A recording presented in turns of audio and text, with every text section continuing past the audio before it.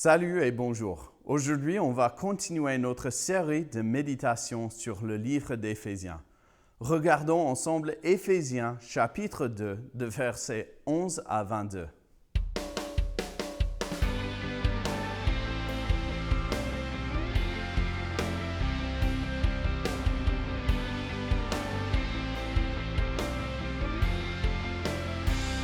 Éphésiens 2, de versets 11 à 22 dit « C'est pourquoi, souvenez-vous, qu'autrefois vous étiez identifiés comme non-juifs dans votre corps, appelés incirconcis par ceux qui se disent circoncis et qui le sont dans leur corps par la main de l'homme.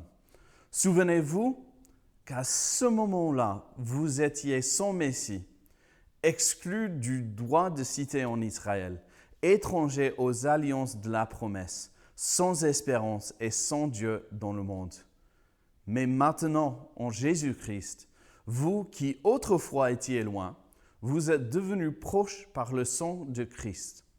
En effet, il est notre paix, lui qui des deux groupes n'en a fait qu'un, et qui a renversé le mur qui les séparait, la haine. Par sa mort, il a rendu sans effet la loi avec ses commandements et leurs règles, afin de créer en lui-même un seul homme nouveau à partir des deux, établissant ainsi la paix. Il a voulu les réconcilier l'un et l'autre avec Dieu et en les réunissant dans un seul corps au moyen de la croix, en détruisant par elle la haine. Il est venu annoncer la paix à vous qui étiez loin et à ceux qui étaient près. À travers lui, en effet, nous avons les uns et les autres accès auprès du Père par le même esprit. Ainsi donc, vous n'êtes plus des étrangers ni des résidents temporaires. Vous êtes au contraire concitoyens des saints, membres de la famille de Dieu. Vous avez été édifiés sur le fondement des apôtres et prophètes, Jésus-Christ lui-même étant la pierre angulaire. C'est en lui que tout l'édifice bien coordonné s'élève pour être un temple saint dans le Seigneur. C'est en lui que vous aussi, vous êtes édifiés avec eux pour former une habitation de Dieu en esprit. Dans ce passage, Paul plonge dans le sujet de l'unité. Pour lui, si on est réconcilié avec Christ, on est réconcilié avec les autres chrétiens. Paul commence par parler de la distance entre les païens et les juifs. Et il y en avait sûrement une. À ce moment, l'Empire romain était vraiment répandu et les Juifs ont dû se battre pour sauvegarder leur identité culturelle. Ils ont survécu pendant des milliers d'années et ont souvent dû faire face à la répression de leur identité culturelle et surtout leur foi et pratiques spirituelles. Alors les Juifs étaient vigilants sur leur culture et leur foi. On peut même dire qu'à cette époque-là, et ils n'étaient pas un peuple ouvert et leur foi était assez rigide. Le résultat, c'est qu'il y a eu une distance énorme entre les Juifs et les autres. Et c'est ce que Paul explique. La chute, le péché et ensuite la malédiction avaient touché toute l'humanité et toute l'humanité avait besoin d'un sauveur. Mais les promesses et l'espérance ont été données à l'humanité à travers les Juifs. Alors cet écart leur coûtait la vie. Les païens étaient dans une position précaire en raison de leur séparation avec les Juifs. Comme Paul le dit, ils étaient sans espérance. Mais Jésus a tout changé. Parce que Jésus a fait son sacrifice par interposer à notre place sur la croix, quand il a subi la punition que nous méritions. L'effet était notre réconciliation, non seulement avec Dieu, mais aussi les uns avec les autres. Comprends que ce n'est pas un point juste en passant, mais à plusieurs reprises, Paul dédie une place particulière pour déballer cette idée d'unité entre nous, les chrétiens. Et pourtant, c'est tellement méprisé dans l'Église aujourd'hui. On préfère changer d'église que d'être réconcilié avec un frère ou une sœur. On dit des choses comme « J'aime Jésus, ce sont les chrétiens que je ne supporte pas ». C'est fort ce que Paul fait en donnant une place aussi proéminente à ce sujet, l'unité entre les chrétiens. Et je me rends compte que souvent, je le vois comme une option, au cas où je m'intéresserais à l'unité. Je ne sais pas pour toi, mais moi, je suis interpellé. Je veux parler rapidement sur le fait que, comme Paul l'a dit, Jésus a renversé le mur qui les séparait, la haine. C'est une frustration, une colère, voire une blessure qui est profonde. Si on voulait reprendre l'histoire depuis le début, on pourrait peut-être revenir au moment où Dieu a choisi Abraham, ou bien quand il a choisi Jacob et pas Ésaü. En tout cas, ce passage explique que l'acte de Christ sur la croix est puissant pour détruire, démolir et enlever les ruines de tout mur de haine. Autrement dit, dans ta vie et dans ma vie, il n'existe pas une haine qui puisse être plus grande que la croix. Jésus connaît et comprend la profondeur de l'offense qu'on a commise contre toi. Et la grâce qui a pardonné ton péché, qui t'a libéré, et la grâce qui réparera ce que tu as brisé, elle fera de même pour la personne contre qui tu portes cette haine, cette rancune et cette colère. Bon, continuons dans le passage. Il a fait en sorte que la loi ne soit plus un obstacle à l'unité. Dans un contexte moderne, peut-être cela veut dire qu'on devrait arrêter de pointer toutes nos distinctions dénominationnelles et commencer à se focaliser plutôt sur la base de notre unité, comme le seul prérequis pour la communion fraternelle et l'unité, c'est-à-dire une croyance que Jésus est mort à notre place pour nous sauver de notre péché et l'enfer éternel. Imagine la puissance si l'Église universelle arrêtait de tracer des lignes de démarcation arbitraires pour s'unifier pour notre Sauveur.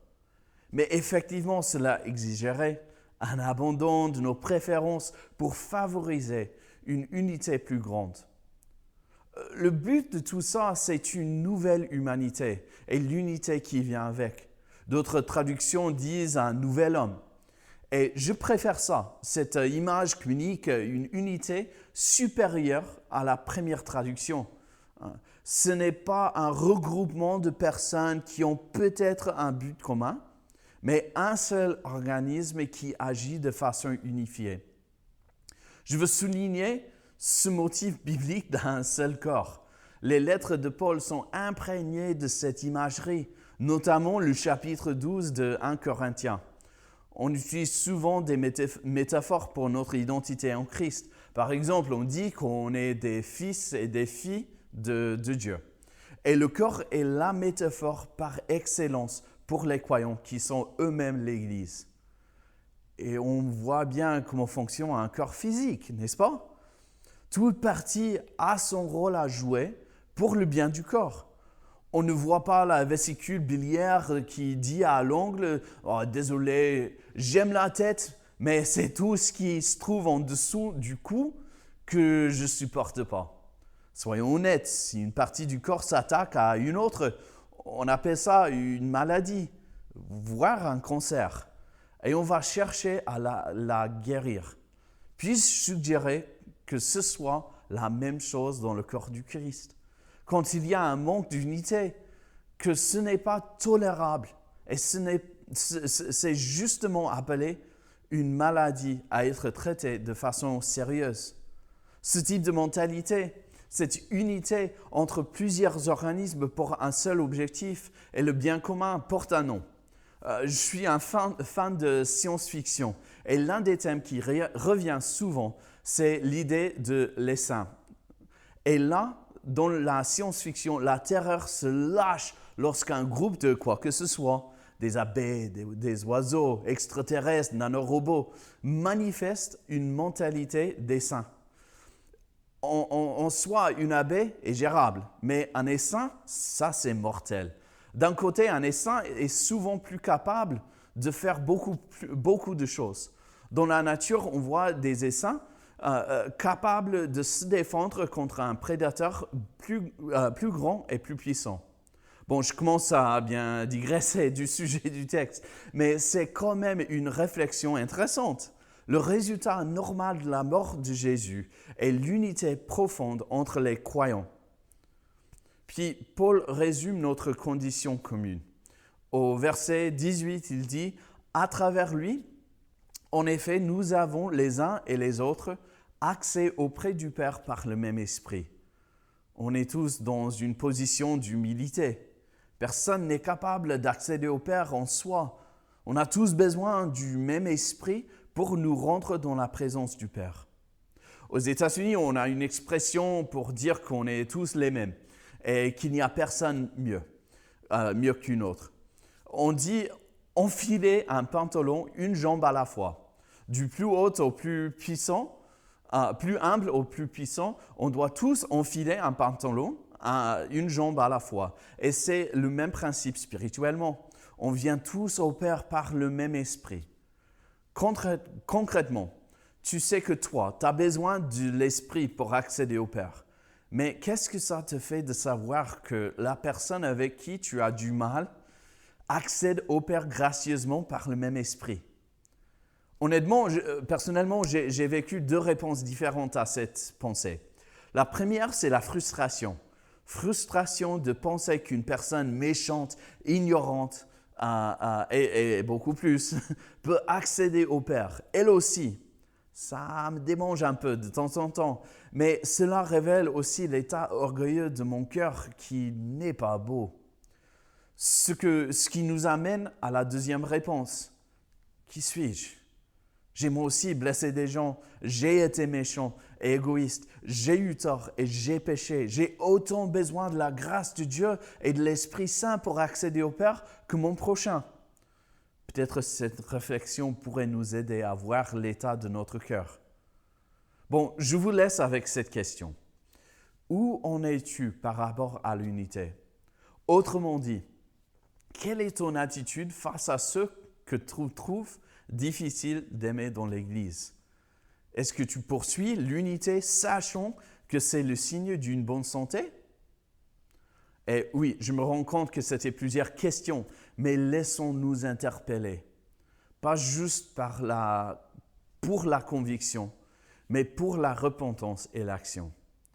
Enfin, je veux t'encourager à chercher concrètement 2 choses aujourd'hui et cette semaine. D'abord, cherche à être réconcilié avec tes frères et ou sœurs chrétiens, où il y a une désunité. Demande pardon, pardonne aux autres et cherche à être pleinement réconcilié. Ensuite, prie pour ceux qui sont difficiles à aimer. Demande à Dieu d'adoucir ton cœur envers ceux qui, eux aussi, ont besoin de sa grâce, tout comme toi. Bon, merci d'être là aujourd'hui et à la prochaine.